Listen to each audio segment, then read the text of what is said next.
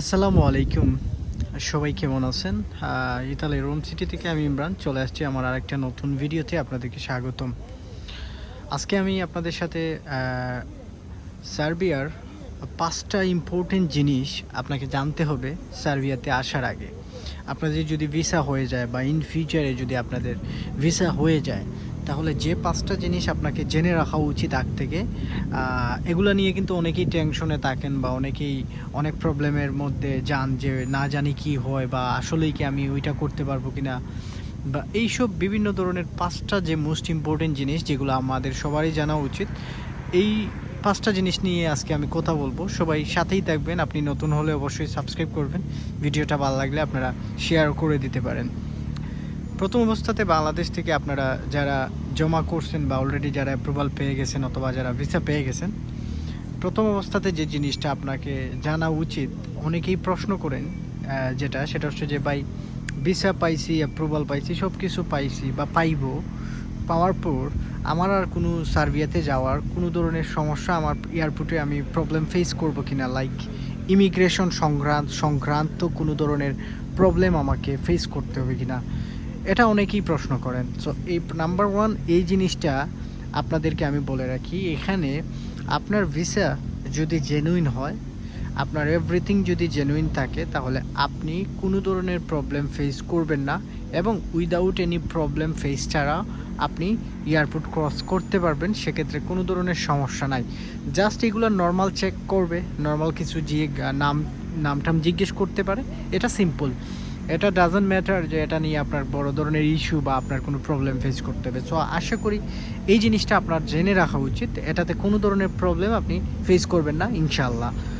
২ নম্বরে যে জিনিস সেটা হচ্ছে যে ভাই আমি ভিসা পাইলাম, এখন আমার এয়ারপোর্টে যদি আমার মালিক না আসে, কোম্পানির মালিক বা এমপ্লয়ি যদি না আসে, তাহলে আমার কি কোনো প্রবলেম হবে? এটা নিয়ে কিন্তু আপনাদের অনেক প্রশ্ন থাকতে পারে। অনেকেরই কিন্তু এটা বিভ্রান্তিকর একটা সিচুয়েশন ক্রিয়েট করে, আপনার মাইন্ডে অনেক কিছু চিন্তা আসে, এটা স্বাভাবিক। একটা সময় আমিও যখন বাংলাদেশ থেকে আসছি স্টুডেন্ট ভিসাতে, তখন আমার ভিসা পাওয়ার পরও আমার ভিতরে অনেক মানে কিউরিওসিটি কাজ করতো যে না জানি ইমিগ্রেশন আমাকে পাস করতে দেয় কিনা, বা আমার যদি কলেজ থেকে যদি কল পিক না করে বা আমাকে যদি রেসপন্স না করে। এই ধরনের কোনো প্রবলেম আপনি ফেস করবেন না সার্বিয়ার ক্ষেত্রে। এই ধরনের কোনো জটিলতা আপনাকে ফেস করতে হবে না। কোম্পানির যদি ইয়েও না আসে, তারপরে আপনি without any hesitation, without any problem face করা ছাড়া আপনি চলে যেতে পারবেন। কোনো ধরনের প্রবলেম হবে না ইনশাল্লাহ। তো ৩ নম্বরের যে জিনিস সেটা খুবই খুবই ইম্পর্টেন্ট জিনিস, সেটা হচ্ছে যে ভাই কোম্পানি আমার টিআরসি কার্ড করে দিবে কিনা, নাকি আমার নিজ খরচে দেশ থেকে আমাকে টাকা নিয়ে টিআরসি কার্ড করতে হবে। এটা কিন্তু অনেকেই জানেন না যে ওয়ার্ক ভিসাতে যাওয়ার পর প্রত্যেকটা ইউরোপ কান্ট্রিগুলোর ব্যাঙ্ক অ্যাকাউন্ট থেকে শুরু করে আপনাকে ম্যাক্সিমাম কোম্পানি টিআরসি কার্ড সহ সব কিছু, মেডিকেল চেক আপ সহ সব কিছু কোম্পানির তরফ থেকে নিজ দায়িত্বে করে দেয়। এটা কিন্তু আমরা যখন এমপ্লয়মেন্ট কন্ট্রাক্ট লেটার একটা যখন আসে ওয়ার্ক পারমিটের সাথে, দেখবেন প্রত্যেকটা ইউরোপ কান্ট্রিগুলোর ওয়ার্ক পারমিটের সাথে একটা কন্ট্রাক্ট লেটার থাকে, যেমন কোম্পানির সাথে আপনার কন্ট্রাক্ট এগ্রিমেন্ট থাকে। এই এগ্রিমেন্টে কিন্তু সব কিছু ক্লিয়ারিফাই করে দেয়া হয়ে থাকে যে কোম্পানি আপনাকে কোন কোন সুযোগ সুবিধা দিবে। কারণ এইগুলো যদি কোম্পানি আপনাকে ক্লিয়ারিফাই আগ থেকে না করে ডকুমেন্টস না দেয়, সেটা কিন্তু আপনার ভিসা পাওয়ার ক্ষেত্রে প্রবলেম ফেস করবে এবং সেটা ভিসা রিজেক্ট করে দেয়। যেটা ওয়ার্ক কন্ট্রাক্ট নামে আমরা যেটাকে সহজ ভাষায় চিনি, অর্থাৎ আপনার এবং কোম্পানির সাথে যে কাজের যে অ্যাগ্রিমেন্ট, এই অ্যাগ্রিমেন্ট পেপারটাকেই বলা হয় আর কি ম্যাক্সিমাম ওয়ার্ক কন্ট্রাক্ট। তো এই ওয়ার্ক কন্ট্রাক্টেই কিন্তু সব কিছু বিবরণ দেয়া থাকে। সো যারা চিন্তা করেন যে সার্বিয়াতে যাব বা গিয়ে যদি নিজের টাকা খরচ করে, এত টাকা খরচ করে যাব, আবার দেশ থেকে আমাকে টাকা নিয়ে কি টিআরসি কার্ড করতে হবে, এরকম কোনো প্রবলেম আপনাকে ফেস করতে হবে না। আপনার কোম্পানি যদি সব কিছু ঠিকঠাক থাকে, তাহলে আপনাকে কোম্পানি টিআরসি কার্ড করে দিবে। সেক্ষেত্রে কোনো ধরনের প্রবলেম না। ইভেন ব্যাংক অ্যাকাউন্ট সহ আপনাকে সব কিছু, মেডিকেল চেক আপ সহ সব কিছু আপনাকে কোম্পানি করে দিবে। আরেকটা মোস্ট ইম্পর্টেন্ট যে প্রশ্ন, আরেকটা আমাকে অনেকেই করেন, সেটা হচ্ছে যে, বা যেটা আপনারও জানা উচিত, যে ভাই মেডিকেলে যদি আমি আনফিট হই, আপনারা সবাই কিন্তু জানেন যে সার্বিয়ার জন্য, অর্থাৎ ইউরোপ কান্ট্রির জন্য মেডিকেল লাগে না। এখন অনেকেই প্রশ্ন করেন যে আমার এজেন্সি বলতেছে ভাই মেডিকেলের জন্য ১০,০০০ টাকা দিতে, ২০,০০০ টাকা দিতে, আসলে আমার এই টাকাটা দেয়া ঠিক হবে কিনা। আসলে সার্বিয়ার জন্য কোনো ধরনের মেডিকেল লাগে না। সো আপনারা এজেন্সিকে বা কাউকে আপনারা এই 5,000 10,000 টাকা দিয়ে প্রতারিত হবেন না, এবং এই টাকাগুলো একেবারেই লাগে না, ফাউল নেয় তারা।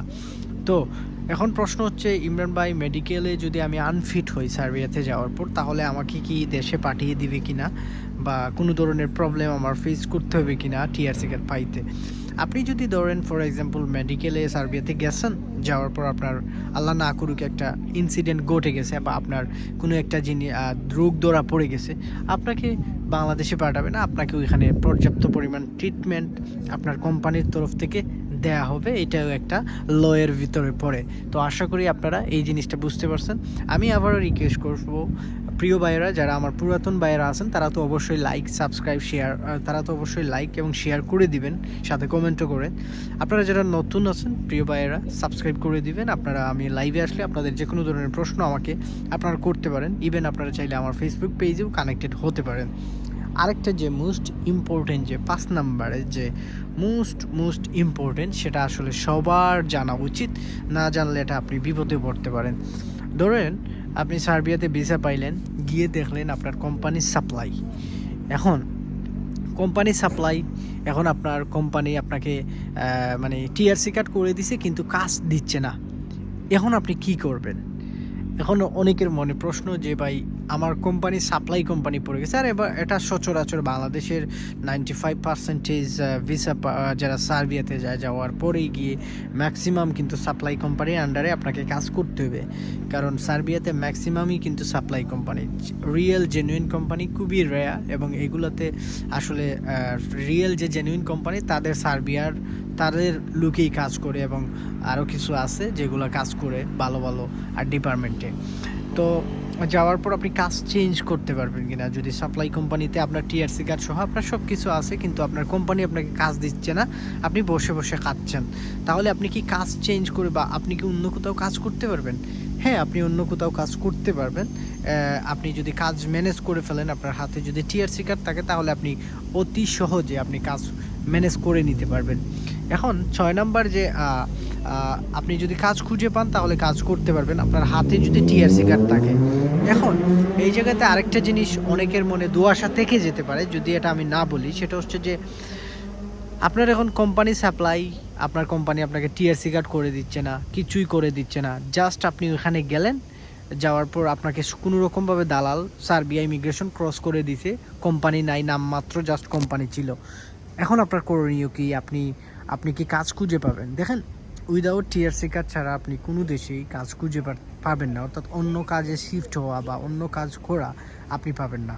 বুঝতে পারছেন? ধরেন আপনি কনস্ট্রাকশন কাজে গেছেন, কনস্ট্রাকশন কাজ আপনি পেয়ে গেছেন, কিন্তু আপনার হাতে টিআরসি কার্ড সব কিছু আছে, কিন্তু আপনার কনস্ট্রাকশন কাজ ভালো লাগতেছে না, আপনি চাইলে কাজ চেঞ্জ করতে পারবেন অন্য কোম্পানির আন্ডারে, বা একই কোম্পানির আন্ডারে যদি আপনি বলে অন্য কোনো এই কোম্পানিতে যদি অন্য ডিপার্টমেন্টের কাজ থাকে, তারা আপনাকে অন্য ডিপার্টমেন্টে কাজ দিতে পারে।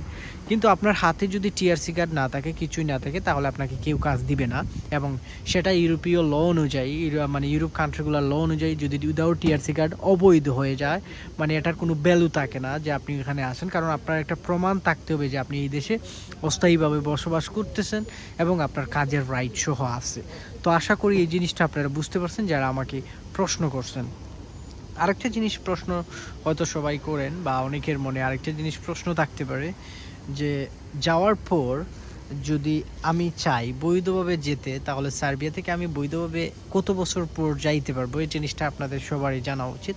আপনি 5 বছর পর বৈধভাবে চেষ্টা করতে পারবেন, এবং আপনি চাইলে অন্য দেশেও যেতে পারবেন 5 বছর পর। তবে আপনার হাতে সব কিছু থাকতে হবে, টিআরসি কার্ড সহ যাবতীয় যা কিছু আছে সার্বিয়ার, ওইগুলো যদি আপনার থাকে, দেন আপনি you can move by easily, no there is no problem.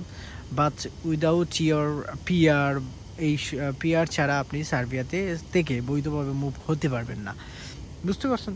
আরেকটা জিনিস সবাইকে জেনে রাখা ভালো, যেহেতু আপনারা সবাই আসতে যাচ্ছেন বা আসবেন, সার্বিয়াতে আপনি মিনিমাম কত টাকা ইনকাম করতে পারবেন। রিসেন্টলি আমাকে কিছু 700-800 ইউরোর মতো একটা, অনেকেই আমাকে জিজ্ঞেস করছেন ভাই 700 ইউরো 800 ইউরো বলতেছে, আসলেই কি আমি 700 ইউরো 800 ইউরো পাবো কি না। দেখেন, এই জিনিসটা কিন্তু আপনার মাথায় রাখতে হবে। সার্বিয়াতে গেলে 550 ইউরোর মতো সর্বোচ্চ আপনি ইনকাম করতে পারবেন।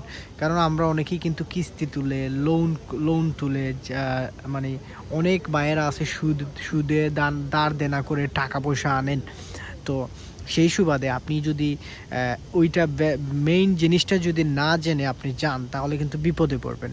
ধরেন আপনি 4 লাখ টাকা কিস্তি তুলছেন, আপনার মাসে আসবে 40,000 টাকা ফর এক্সাম্পল। আপনি সার্বিয়াতে গেলে এই কিস্তিটা কিন্তু আপনি বিয়ার করতে পারবেন, চালিয়ে যেতে পারবেন। কিন্তু আপনি যদি 10 লাখ টাকার কিস্তি তুলেন, মাসে 1 লাখ টাকা সার্বিয়াতে গিয়ে আপনি ওই কিস্তিটা টানতে পারবেন না, কারণ আপনি ওই স্যালারিটা পাবেন না। তো আশা করি এই জিনিসটা আপনারা মাথায় রাখবেন, কারণ ভাই আমরা ম্যাক্সিমাম বাইরেই কিন্তু আমরা মধ্যবিত্ত। তো সেক্ষেত্রে আমাদের সবারই টাকা পয়সার সমস্যা থাকতে পারে। ম্যাক্সিমাম বায়েরা কেউ লোন তুলে আসতেছে, কেউ জায়গা বিক্রি করে, কেউ ধার দেনা করে কারো কাছ থেকে সুদে টাকা নিয়ে আসতেছে, এরকম অহরহ হাসে। সো এই ক্ষেত্রে আসলে এগুলা মাথায় রাখবেন। যেটা সত্য সেটাই যাই না আসবেন। আর এই যে 4-5টা জিনিস ইম্পর্টেন্ট বিষয়গুলো আপনাদেরকে বললাম, আশা করি আপনাদের এই জিনিসগুলা কাজে লাগবে বা এগুলা জানা আসলেই উচিত আমি মনে করি, কারণ এইগুলো অনেক প্রবলেম অনেকেই ফেস করেন সার্বিয়াতে যাওয়ার পর। তো এই ছিল আজকে সার্বিয়া নিয়ে আপনাদের ভিডিও। পরবর্তীতে সার্বিয়ার কোন টপিক নিয়ে আপনারা জানতে চাচ্ছেন সেটা আমাকে কমেন্ট বক্সে করবেন, এবং কোন দেশ নিয়ে আর জানতে চাচ্ছেন, অথবা সার্বিয়া নিয়ে আর কোন টপিক নিয়ে আপনারা চাচ্ছেন আমি একটা ভিডিও মেক করব, সেটাও বলে দিবেন। আমি চেষ্টা করব আপনাদের নিয়ে মানে ওই টপিক নিয়ে ভিডিও করার জন্য। আর আমি 2-1 দিনের ভিতরে আরেকটা ভিডিও মেক করব বুলগেরিয়া নিয়ে, সেটাও আপনারা চাইলে দেখে নিতে পারেন। মানে বুলগেরিয়ার কুয়েকশন নিয়ে, যে এমবাসিতে আপনাকে যে কুয়েকশন করবে এগুলোর আনসার কীভাবে দিবেন, কী প্রশ্ন করতে পারে, এইসব নিয়ে আলোচনা করব। আর আপনারা যারা আরও বুলগেরিয়া, তারপর এস্তোনিয়া, এইসব কান্ট্রি নিয়ে আরও আমার প্লে লিস্টে ভিডিও আছে, আরও সার্বিয়া, বুলগেরিয়া, বেলারুশ, রাশিয়া সব ধরনের গেমের বিষয়গুলো নিয়ে ভিডিও আছে, আপনারা চাইলে দেখে নিতে পারেন। তো সবাই ভালো থাকবেন, সুস্থ থাকবেন, বিদায় নিয়ে নিচ্ছি। আসসালামু আলাইকুম।